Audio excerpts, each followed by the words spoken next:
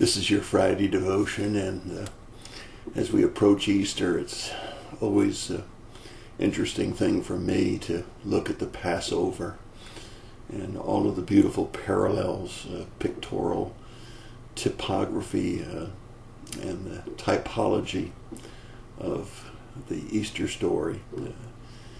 Being able to know where the mounts are and where the city was and where Jesus was crucified, and all of that is very interesting, but even more interesting is the picture of the Passover and the number of elements of the Passover that are so typical of what Jesus actually accomplished. It's called typology. And I like to, this time of year, go back through and look at it and see what new insights God might give me as I go through those things. And I was looking at the book of Ezra today and saw that when they were finished building the temple, one of the first things that they did in Ezra 3:2 was to build an altar to God. And here's the phrase that caught my attention: as it is written in the law of Moses, the man of God.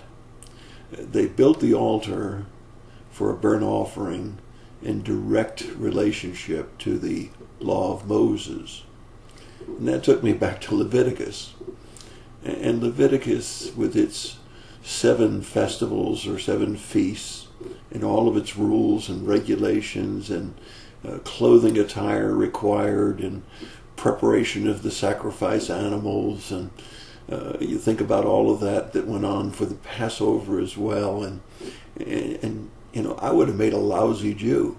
I just ritual turns me off, and I hate to see innocent animals hurt, and I would not have made a very good Jew, sacrificing animals and going through all of the ritual and regulations and the type of clothing that would have had to been worn. I would never have made a good priest.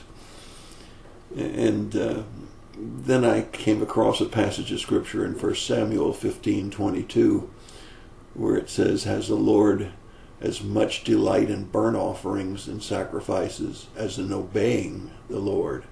Behold, to obey is better than sacrifice, and to heed better than the fat of rams." So even during 1 Samuel's time, we see the fact that he was smart enough to know, in spite of all of the regulations of the book of Leviticus, in spite of all of the festivals and feasts, he had discernment enough to know that God's much more pleased with obedience than he is sacrifices. And so I realized that I would have made a lousy Jew, and my heritage with my grandparents and my dad's side of the family was Catholicism. I made a poor Catholic too. The Catholic Church was all in Latin at the time that I was a young boy, and nobody was there to explain any of it to me. And my grandmother occasionally, when we stayed with her, would send us off to the Catholic Church with a rosary in our hands, which we had no idea what to do with. And everything was in Latin, and one minute we were standing up, the next minute we were sitting down, then we were kneeling, then we were standing, then we were sitting, and never knew exactly when I was supposed to do what. All of the ritual just turns me off. And I have good friends that are Catholics, and they really enjoy the ritual. They enjoy the solace of the services and some of the other things that go on with Catholicism. But I didn't make a very good Catholic. I wouldn't have made a very good Jew. I'm just not really into rituals, and I certainly appreciate what it says in 1 Samuel about it's better to obey than to sacrifice.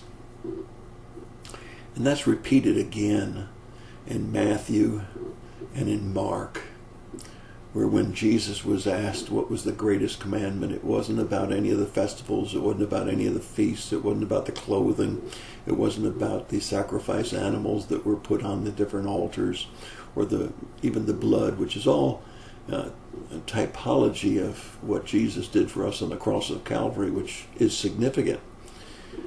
But when the Lord was asked, he said, "You shall love the Lord your God with all of your heart and with all of your soul and with all of your mind. This is the great and foremost commandment. But he wouldn't stop there. He said the second is like it, you shall love your neighbor as yourself. Those two commandments, he rests all of the others.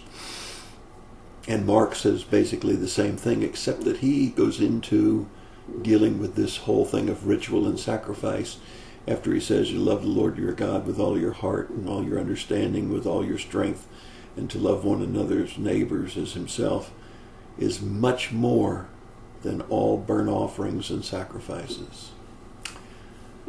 Well, I don't know about you, but I would have made a lousy Jew. I didn't make a very good Catholic. And I struggle sometimes in obeying God with everything that I'm supposed to do. But the one thing I can do, and I can do it quite easily because of all that he's done for me, and that's to love him with all of my heart, with all of my mind, with all of my soul, with all of my strength. And he says that's better than all of the ritual and all of the burnt sacrifices that I could possibly offer. Aren't you glad we don't have to go through all of those things that Leviticus required? Aren't you glad that through Jesus' blood on the cross of Calvary, he only asks us for our obedience to his commands? That's your thought for the day. God bless you and have a wonderful day.